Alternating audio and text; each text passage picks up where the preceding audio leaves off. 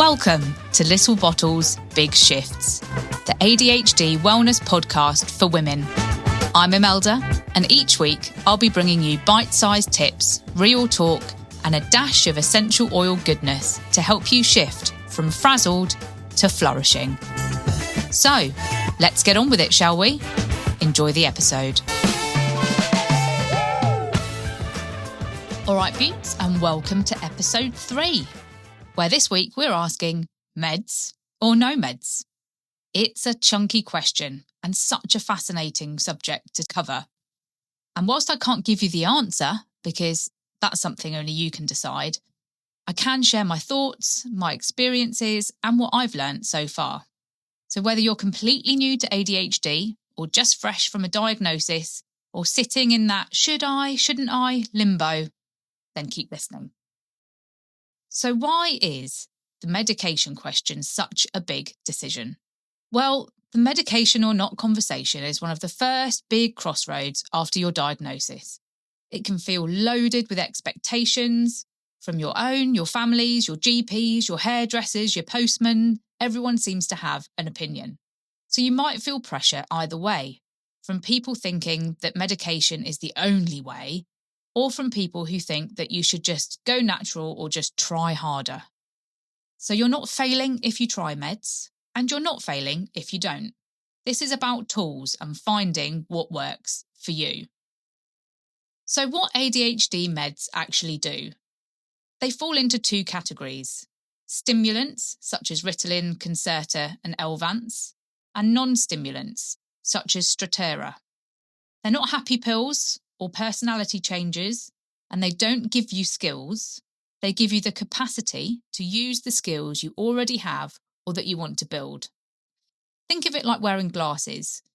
Your vision isn't magically fixed, but your brain has less strain and more clarity to work with.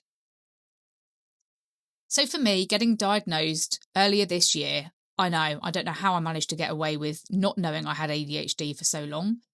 I just want to share my personal experience with you going through the titration period. And just as a reminder, titration is when you work with your prescriber to find the right dose for you and to track the side effects and the benefits. So what changed for me when I started on the medication was definitely more focus and more energy in the mornings. There was definitely less mental noise as well. And I still felt like me, but just less of scattergun chaos approach to my day. The challenges I had were the lack of appetite, the crashing in the afternoon, and remembering just to eat, which sounds pretty basic, but it can be a challenge. I also found that there was a correlation between my monthly cycle and taking the meds. Now I don't take them during certain phases, as I know it's better to skip on those days. So what is it with ADHD meds and hormone fluctuations? Well, when I started with titration, and even before that, when I was researching information about the medications that are available, not once did I hear or read any information about whether ADHD meds can be impacted by hormonal fluctuations.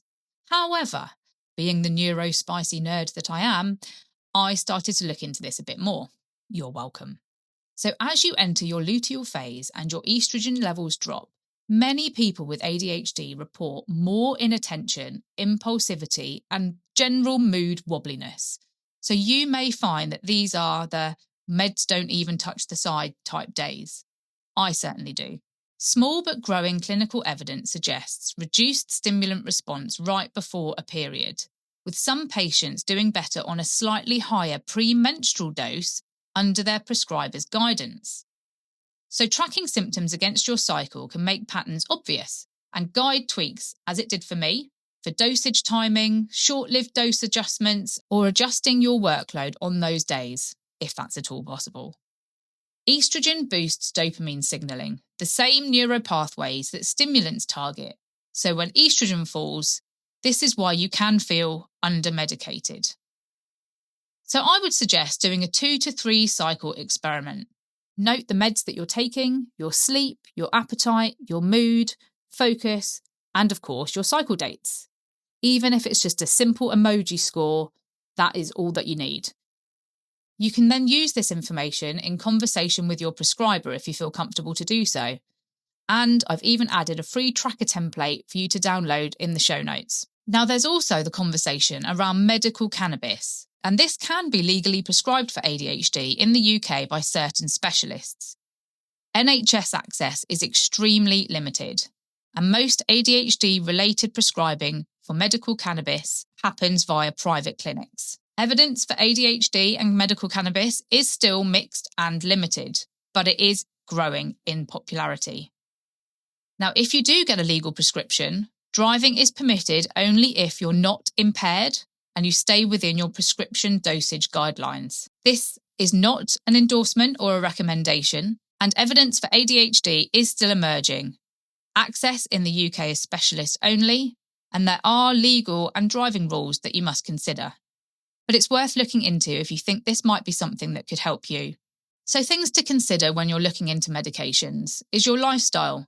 Will the meds help you in the right places that you struggle most with? Work, parenting, self-care. Also think about your health history, heart issues, anxiety, sleep problems. These probably need a GP conversation. And your preferences, daily pills, slow release, as needed. All of these are conversations you can have with your prescriber. And also consider the access and the cost.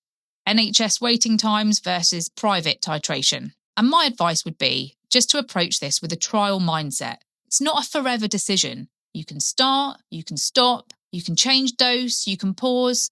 You're in control. And of course, as I mentioned, medications are not the only answer. There's also coaching and therapy to build skills, exercise, especially the kind you enjoy, like having a rave in the kitchen. That's my favourite. And nutritional tweaks. There's loads of information online, and I'll add some links to some really interesting articles about ADHD nutrition. And also, of course, sleep hygiene. I know, boring, but it is game-changing.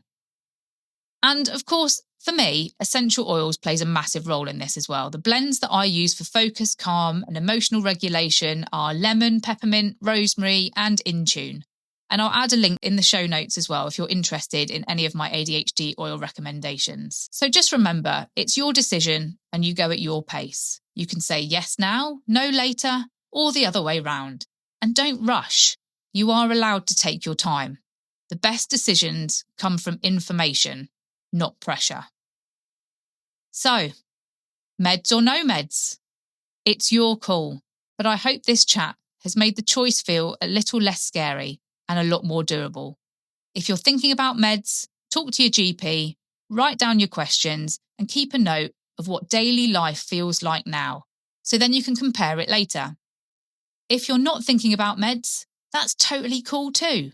There are still plenty of tools, tips and strategies out there that can be total game changers. I'd love to hear your experiences. Have you tried medication? Are you thinking about it? Drop me a message on Instagram or send me an email and let's keep this conversation going. And remember, whatever you choose, you are still you. Thank you so much for listening to this episode of Little Bottles, Big Shifts. I hope you found something within my ramblings helpful or inspiring. Remember, you're not alone on this journey. We're all navigating our own unique paths with ADHD, and sharing our stories can make all the difference. If you've enjoyed this episode, please consider subscribing so you never miss an update. It would also be amazing if you could spare a few minutes to leave a review. I'd love to hear your thoughts, questions, or topics you'd like me to cover. Also, feel free to connect with me on social media. And if you know of anyone who might find this podcast useful, please do share it with them. And more importantly, be gentle with yourself. Embrace your strengths, learn from your challenges, and remember, every step forward is progress, no matter how small. I look forward to sharing more insights and stories with you next time. Until then, take care and stay curious.